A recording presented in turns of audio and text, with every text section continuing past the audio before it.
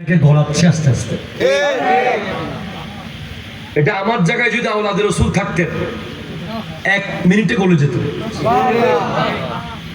হুজুর এক লাইন বলতেন যে ও কাম করেंगे जिससे अल्लाह रसूल राजी हो, वो काम नहीं करेंगे जिससे अल्लाह रसूल नाराज हो। শেষ। আপনার সমস্ত শক্তি, মত্তা, অহংকার, পাওয়ার, গ্যাং, বাইকিং যা আছে সব শেষ হয়ে যেত। আমরা ওরকম পাওয়ার রাখি না বলে হয়তো আমরা পারছি না, আমরা চেষ্টা করছি। আজকের বাংলাদেশের কোন বাংলাদেশ? যেই বাংলাদেশে ঘুমন্ত মানুষকে মাতুল দিয়ে মেরে ফেলা হচ্ছে। কথা জোরে বলেন, ঠিক কিনা বলেন? এটা কোন দেশ?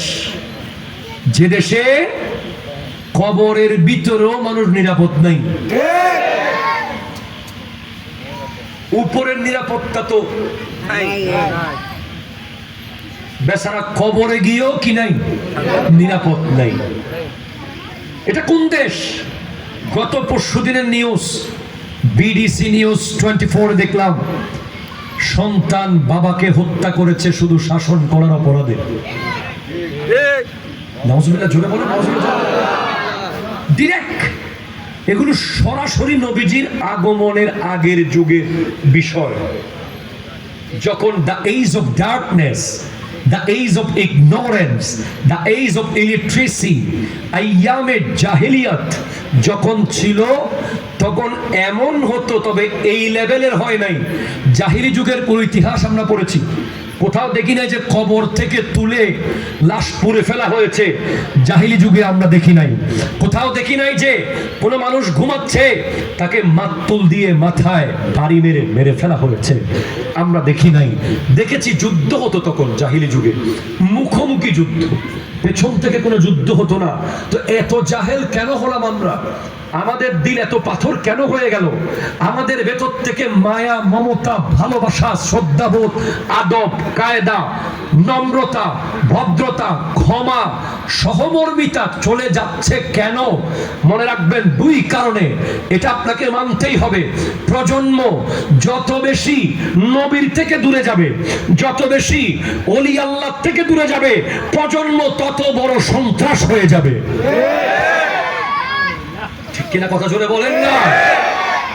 যত বেশি গ্যাপ নবীজির থেকে হবে, যত বেশি গ্যাপ ওলি আল্লাহদের থেকে হবে, সোহবত ওলি আল্লাহদের যত কম হবে, সোহবত আলেম ওলামাদের যত কম হবে, সোহবত শয়তানের সাথে তত বেশি হবে।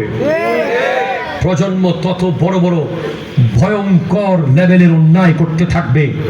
আজ যদি ঢাকা বিশ্ববিদ্যালয়, চট্টগ্রাম বিশ্ববিদ্যালয়, বুয়েট, চুয়েট, ঢাকা মেডিকেল, চট্টগ্রাম মেডিকেল, প্রত্যেকটা কলেজে ফিজিক্স, কেমিস্ট্রি, বায়োলজি, জিওগ্রাফি, যত বাংলা অঙ্কের বই আছে, এগুলোর সাথে যদি নবীজির জীবনীটা বাধ্যগত করে দেয়া হতো, প্রত্যেক ক্লাসে যদি একটা মিলাদুন নবীর প্রোগ্রাম রাখা হতো, একজন অথেন্টিক স্কলারকে নবী প্রেমের বয়ান শোনানো হতো নিয়ে গিয়ে, তাহলে এই ছেলেরা কখনো হাতে ছুরি নিয়ে আরেকজনকে পেটের ভিতরে ঢুকিয়ে দিতে পারতো না। ঠিক কিনা? জোরে কথা বলেন না। পারতো না। আপনি আমাকে 10,000 কোটি টাকা দিলেও আমি কাউকে ছুরি মেরে দিতে পারবো না। আপনি 500 টাকার জন্য মেরে দিচ্ছেন,